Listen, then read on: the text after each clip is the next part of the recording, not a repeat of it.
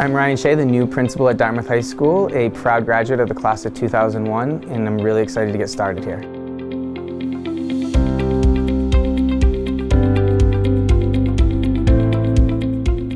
When you talk about being excited about the new principalship at Dartmouth High School, it is an extreme excitement, it's an honor, it's as well as anxiety because I want to do it right and I take pride in what I do, and at the same time there's 1,000 students that we're responsible for giving them the best education we can possibly give, and taking that super seriously. I think you have to have all the emotions involved in it, including excitement, anxiety, nervousness, giddiness across the board. All of the emotions that you would feel are just keep building with an excitement to open our school year in September. So growing up, I think the dream was graduating in 01 was like if you could ever come back and give back to Dartmouth. And I took kind of a long road to get back here. And did I ever think I would ever be in like Mr. King's chair or Miss Dimmery's chair? No, I never really did believe that. I believe that there's a chance that I could have some educational leadership opportunities in life, and I was very fortunate that I did along the way. But kind of getting closer to the position was like, now I really want this. I want to be in that seat because I want to give back to Dartmouth, because Dartmouth gave me so much. Dartmouth gave me an opportunity to go to an excellent school at UConn and get a great degree in special education and understanding leadership in that world. Dartmouth gave me the strength to stand on my own and move out of my house. Dartmouth gave me so much. The best thing I feel like I could ever do is give back to the town and support the town. Number 60, Ryan Shea is the captain, offensive guard, defensive tackle, and his parents, Mike and Cindy Shea. I think my dad would be the first one to say that if there was a computer in front of him, he wouldn't know what to do with it, and I definitely think I have more of that background, right? In all honesty, he led with an empathetic approach. He led with kindness. He led with an approach to each person I'm sitting across from, student, faculty, community member. They're human and they have a story. And that's what I take away from his leadership style, is that everyone I'm sitting with has a story. It's important to learn their story and know their story and why are they here. If someone's upset, there's a reason why. What's their story? What's behind it? And that's important to take away from him. How I'm different is I think that I have a special ed background from years of being a special ed teacher, and he'll see the first one is that he relied heavily on his special ed people in his building. I think for me, we have an incredible special ed staff. I don't have to learn all of that knowledge because I have that, and what that also gives me is how our students are learning that are struggling. So I take an approach of like, if I have student B in the classroom who is really struggling, what is going on and why are they struggling? And it might be because they didn't do their homework, but most likely they didn't do their homework for 4 other reasons. And we have to examine that and we have to look at that, and that's the special ed approach that I take, and I think that's my approach that I want to encourage people to take, is what's the story behind the reason. You know, for the last 15 years in education, everyone talks about data, data, data, right? MCAS pushed that out. They were saying, what is your data here? What is your data here? What is your data here, right? What they never asked you is the story behind the data. So you have 25 absences, right?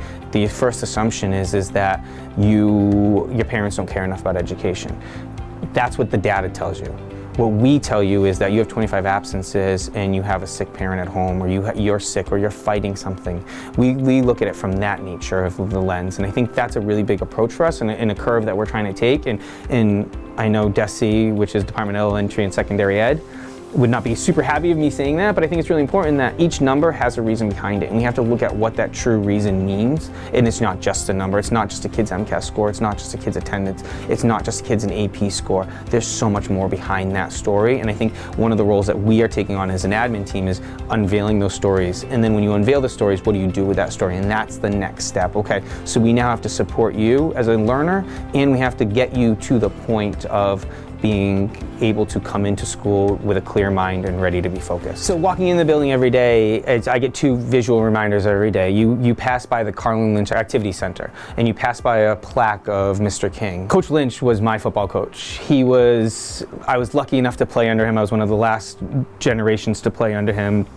I was fortunate to have that mentorship. He was always a person that I could call even when I was in Connecticut and have a connection to. There's 1,000 people that will say that exact same thing, but to me it's special because I walk in and I see that. And I see the respect and pride that he had, but how he conducted himself professionally every day and really was here for the students. And he always talked about, you're here for the students, you're here for the students. And to me, that's what matters. And then you walk by the Mr. King, our former principal, who was a principal for umpteen years and synonymous with Dartmouth High School. I'd love to be that. I would love to be here for someone saying he was here for umpteen years. He had a change. He changed the way we came out of the pandemic. He changed the way we taught our students with an empathetic approach. Those are people that you walk by every day and you're lucky to see the names, and there's reasons why those are named after them, because it's so important to people in the past, and we go back to historical knowledge, that understand who they were and what that really means. And I think I'm fortunate enough that I'm still old enough that I can see that and I feel that. The excitement for the new role comes with the added benefit that I was here last year under Ross, and I'm able to take his mission and his next steps forward, and I was lucky to have that leadership for a year, and he's still in the position to support. In the big picture of it, the excitement is also around that the high school is the heartbeat in the center of the community. How well our band does is how well the community feels. So you have 5 in a row national world champion band. There's a sense of pride and a smile on my face as I say it. There's a big sporting event in town. Everyone's ramped up for it. I remember when our girls lacrosse team drove up to Bedford, we had about 15 teachers wanting to go to that and support an hour-and-a-half ride to support our students. And that's the excitement that it is that you really are the community center, and where the high school is where everyone else kind of feels, and you have that feeling in your community based off of how well the high school's doing. The exciting part from the staff side is that we are really coming out of the pandemic right now, and we have an opportunity to look at what was good educationally of the pandemic. What did we learn? How do we use the tools? And what did we do prior that was really good too? And you can merge both of those, because we know there was some learning that came out of the pandemic that was really good, and some learning that we had to adjust, that we wanted to go back to where we were.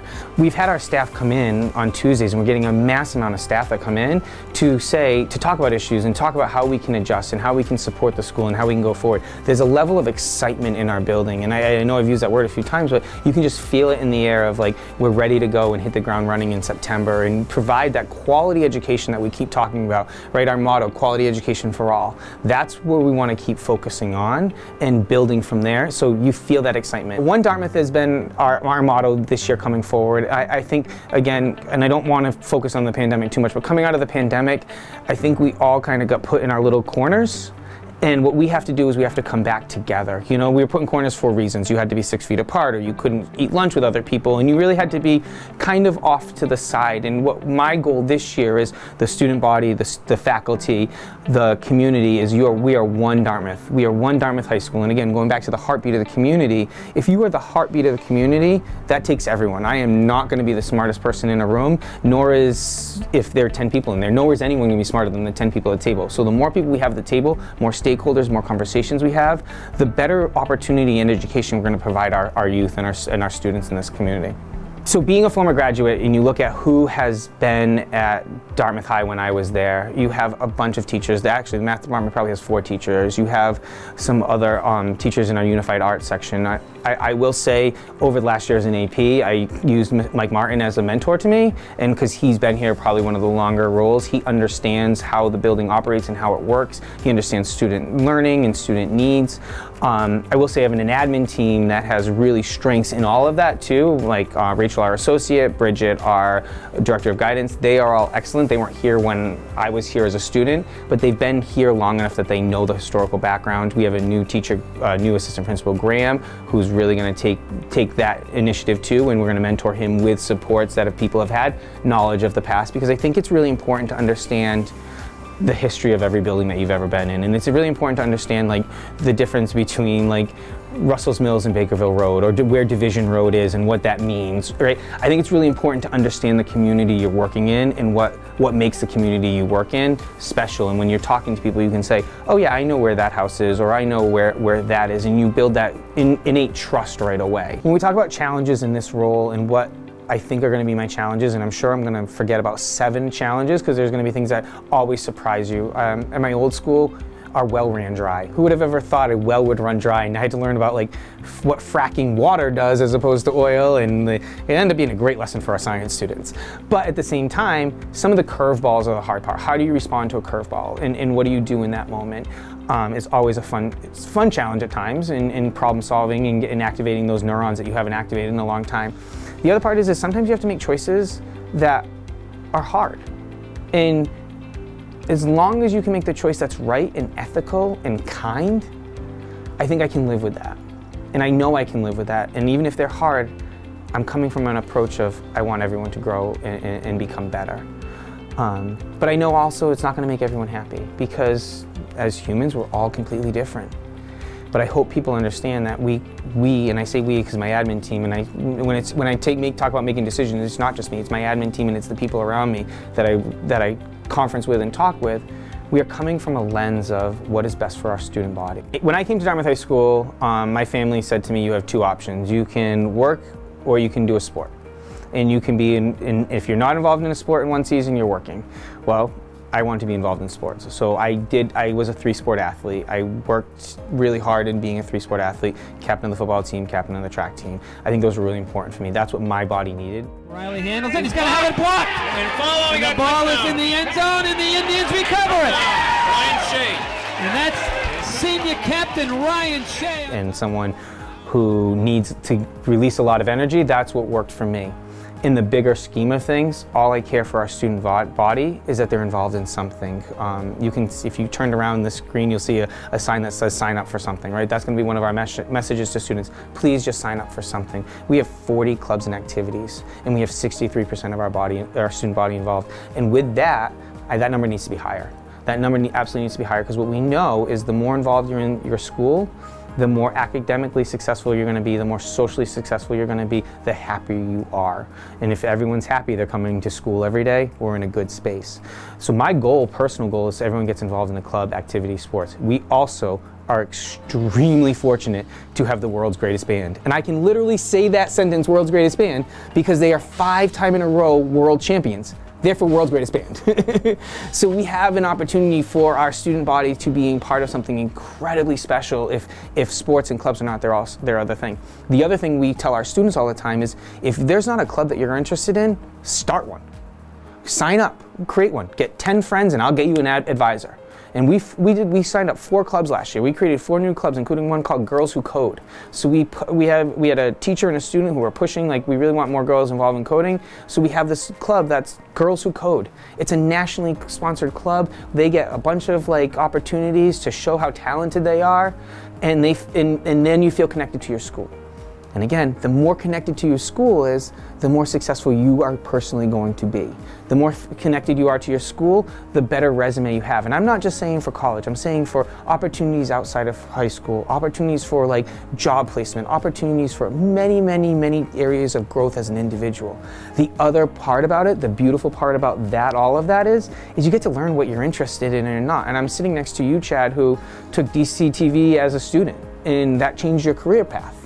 I'm sitting with people all the time who said, this one club or this one activity changed my career path because I didn't think I was interested in pottery. I didn't think I was interested in yoga, and now I find a sense of myself relaxing. These are offerings that we have for our student body. And I'm passionate about our students just getting involved and signing up for something, connecting to something, because at Dartmouth High, I really don't think you can be a 730 to 203 student. You need to be more. You do, because that's going to benefit you. Not me, everyone else. The thing I'm most excited about is taking over for principal is the student life component about it. And even as I say it, I'm just gaining a smile. And I really think about it. And I think about going to the 2 shows that the theater company puts on, where they put umpteen hours of hard professional work, and we get a 2-3 hour show that's rivals shows I've seen, many off-Broadway shows. They just put so much time and dedication into it. It's kids coming home from DECA with ribbons on their neck, or a band that comes home and the next day they're wearing their shirts from their competitions, or the track athletes that had a state tournament and they get to wear the t-shirts that they get at the state tournament meet. It's those connections that you can then praise them and talk with them. And it's just something as even as a club does, our fishing club goes out fishing and the next day, how'd you guys do? You know, those are where the relationships is. That's where the happiness is. That's where we build on our community and continue to build on our community. So we've given our students opportunities to explore outside of the content. It's the real life applications of everything we've done in school. Walking through the doors on the first day, I'm definitely gonna have to get here very early because anyone who knows me knows I'm gonna be emotional because it's a sense of pride and I'm a happy crier, and I have this honor of being able to say this is our Dartmouth High School. This is the school that we've worked really hard over the last 2 months to open up and provide an opportunity for our students with a strong foundation and a new batch of students that get to say I'm Dartmouth High School and I'm a Dartmouth High School grad and have that pride and honor of that and what that means. And you get to walk with them for the next 10 months in the hallways until you get our seniors to graduation day, which is the most important day in anyone's high school career. They've worked 13 hard years to grind out good days, bad days, all in between to get to that finish line. So thinking on that first day of that we are 10 months away that go by so fast that we can get them to a finish line of success and growth, and they get to have the honor and privilege of saying I'm a Dartmouth High School graduate. I went to Dartmouth High and have that pride. That's what I'm most excited about, looking forward to. Coming freshman, I think the message really needs to be is this place is as much as you're gonna make it. And you look at some of our seniors that graduated last year and our class officers who really made it an experience, an inclusive experience for everyone in their class. And I wanna use them as models to say, if you follow a path of being kind, keeping everyone involved, joining as much as you can join without overstressing yourself, taking in every moment, this school is going to set you up for success for the rest of your life. Give me 4 years and I'll give you an eternity of success. We already know the value of a high school diploma, but the value of a Dartmouth High School diploma is different because the value of a Dartmouth High School diploma will open more doors than you can imagine if you take it seriously. Do that, take that seriously. Take the growth that we're offering you, the opportunities we're offering for you. Step outside your comfort zone. I wish when I was at Dartmouth High School I took classes on photography because I love the idea of it and I don't have those skills. We're offering it to you for now as an opportunity to grow. I wish I took more art classes and I wish I took a TV media class. Take the opportunities you can have, push yourself, challenge yourself, and grow.